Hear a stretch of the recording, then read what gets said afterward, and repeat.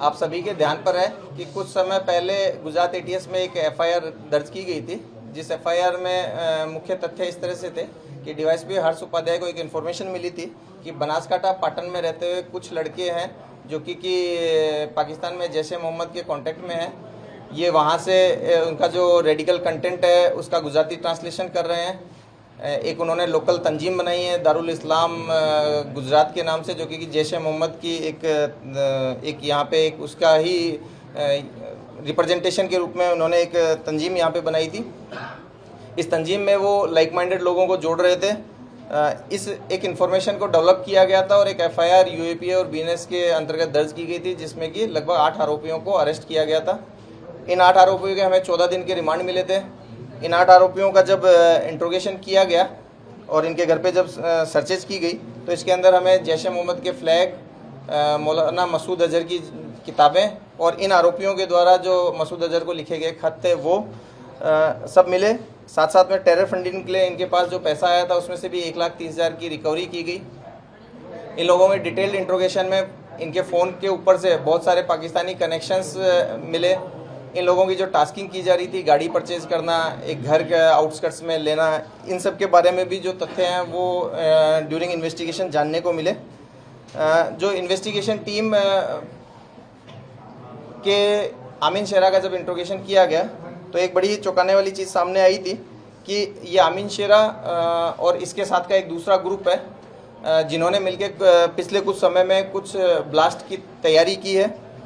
जब detail interrogation किया गया तो जानने को मिला कि कुछ और भी आरोपी हैं जिनका नाम बिलाल आबिद शेरा, मोहम्मद अयूब कड़ीवाल, मोहम्मद अयूब सुनसरा, सफ़ी रईस मुखी और मोहम्मद हसन हनीफ करड़िया, ये 5 आरोपियों आमीन शेरा और साथ साथ में अहमद और जकरिया, इनके भी ध्यान में ये चीज़ें थी। इन लोगों ने मिलकर के ऑनलाइन शॉपिंग पोर्टल और लोकल मार्केट से कुछ केमिकल्स खरीदे थे, जिनमें कि mainly potassium nitrate, sulphur, charcoal था। इनका एक फिक्स रेशियो में मिला करके गन पाउडर इनके द्वारा तैयार किया गया था। ये इनको डेटोनेट करने के लिए अलग अलग तरह की मैकेनिज्म पे काम कर रहे थे। इसमें टाइमिंग से जो फोड़ने वाली मैकेनिज्म है उसके ऊपर ये लोग काम कर रहे थे। साथ साथ में जो वायर की क्वालिटी है इसके ऊपर ये लोग रिसर्च कर रहे थे। एक्सप्लोसिव को भरने के लिए किस तरह की पाइप्स यूज की जाए, उन पाइप का मैकेनिज्म को वेल्डिंग करवा करके तैयार करना, ये सब ये काम कर रहे थे। इन्होंने पिछले 2-3 साल के अंदर लगभग 8 बार मिलजुल करके इस तरह के एक्सपेरिमेंट किए और इसको एक्सप्लोर करने का ट्राई किया। प्रैक्टिकली ये लोग एक्सप्लोसिव में एक्सपर्टीज हासिल करने की कोशिश कर रहे थे। ये जो 5 आरोपी हैं इन लोगों को भी अरेस्ट कर लिया गया है, कोर्ट के सामने इनको प्रोड्यूस किया गया है और ये कोर्ट में लगभग इनके 8 दिन के हमें रिमांड मिले हैं। ये जो 5 आरोपी हैं इसमें बिलाल आबिद शेरा जो है वो चाटावाड़ा सिद्धपुर पाटन का रहने वाला है और जमीयत उल उलूम मदरसा गढ़ा से पढ़ा हुआ है। मोहम्मद अयूब कड़ीवाल जो कि ब्लास्ट की लीड टीम में से था, वो खड़ियासन सिद्धपुर का है। ये देवबंद सहारनपुर में पढ़ा हुआ है और अभी ये फिर से जामिया अबू हसन मदरसा खड़ियासन में फिर से पाया गया है। मोहम्मद अयूब सुनसरा और जो मोहम्मद हसन हनीफ करड़िया है, ये दोनों सिद्धपुर के रहने वाले हैं। इनको हमने अभी दारुल उलूम माटलीवाला भरूच से पकड़ा है। सफ़ी रईस मुखी जो है वो वडगाम बनासकांठा का है और उसको दाबेल मदरसा नवसारी से लिया गया है। इस प्रक्रिया के दरमियान जो लोकल जिला पुलिस है उनकी मदद ली गई है और इन लोगों के रिमांड लेकर के अब आगे इनके पास से जो सीजर होने वाली आइटम्स हैं वो हम कार्रवाई कर रहे हैं।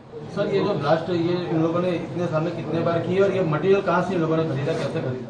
मैंने ऑलरेडी बताया कि इन लोगों ने जो मटेरियल है ये ऑनलाइन शॉपिंग प्लेटफॉर्म से और लोकल मार्केट से परचेज किया है। ये जो मटेरियल है इनमें से कुछ मटेरियल रासायनिक खाद के रूप में या इस तरह की प्रक्रियाओं में यूज़ होता है जो आसानी से मिल जाता है। साथ साथ में इसके लिए जो पैसा है वो इन्होंने खुद की बचत में से इस पैसे का यूज़ किया गया है। लगभग 8 बार इन्होंने इस तरह का ट्रायल किया है जिसमें इन्होंने एक्सप्लोसिव को अलग अलग डिटोनेशन मैकेनिज्म से फोड़ने का प्रयास किया है। सर, ये लोग किसी के ऑर्डर पे काम करते थे या किसी के संपर्क में थे? देखिए, हमने बताया कि इसमें जो पहले जो 8 लोग पकड़ाए थे उसमें से अहमद, इब्राहिम और मोहम्मद सऊदी, ये लोग डायरेक्ट पाकिस्तानी जो जैश ए मोहम्मद के हैंडलर्स हैं उनके साथ में कांटेक्ट में थे। ये जो इस मॉड्यूल का एक जो दूसरा भाग है जिसके अंदर कि ये लोग एक्सप्लोसिव से ब्लास्ट कर रहे थे, इसके लिए उन्हें बाहर से इंस्ट्रक्शंस डायरेक्ट मिला हो ऐसा कुछ नहीं है। ऐसा अभी तक एटलीस्ट हमारे इन्वेस्टिगेशन में नहीं आया है। ये प्रयास ये लगभग पिछले 2-3 सालों से कर रहे थे और ये जो लेकिन इनकी जो प्रेरणा है वो यहाँ पे जो जैश ए मोहम्मद की किताबें हैं उन किताबों से प्रेरित होकर कर रहे थे। खास करके एक अकेला मुजाहिद जिहाद कैसे करें, ये किताब है जिसके अंदर से इन्होंने एक्सप्लोसिव के बारे में जाना और डेटोनेशन की अलग अलग मैकेनिज्म पे काम किया। सर, इस पूरे मॉडल में कितने लोग अभी सक्रिय हैं और कितने फरार हैं सब?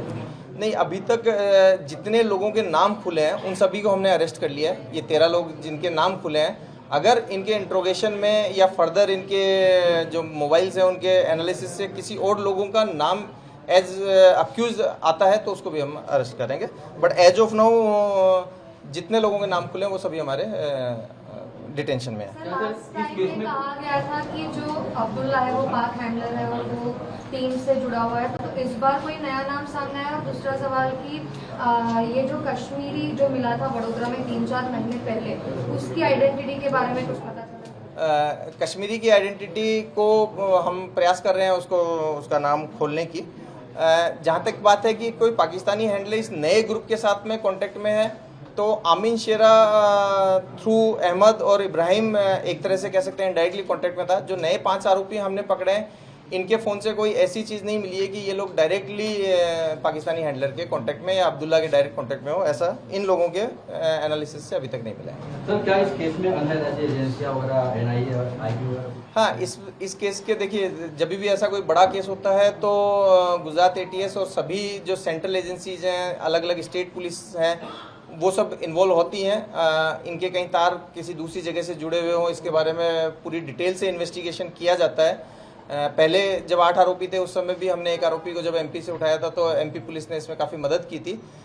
ड्यूरिंग इंट्रोगेशन भी बहुत सारी एजेंसियां इसमें जुड़ी हुई हैं और वो अपने यहाँ का कोई लिंक होगा तो उसके बारे में हमें पता चलेगा। सर, इन लोगों ने जो परीक्षण किया है वो गुजरात के अलावा और कोई अन्य? नहीं, इन्होंने जनरली अपने गांव के आसपास में जो सुनसान खेत या नदी किनारे की जो जगहें होती हैं उन सब जगहों पे ऐसा परीक्षण किया है।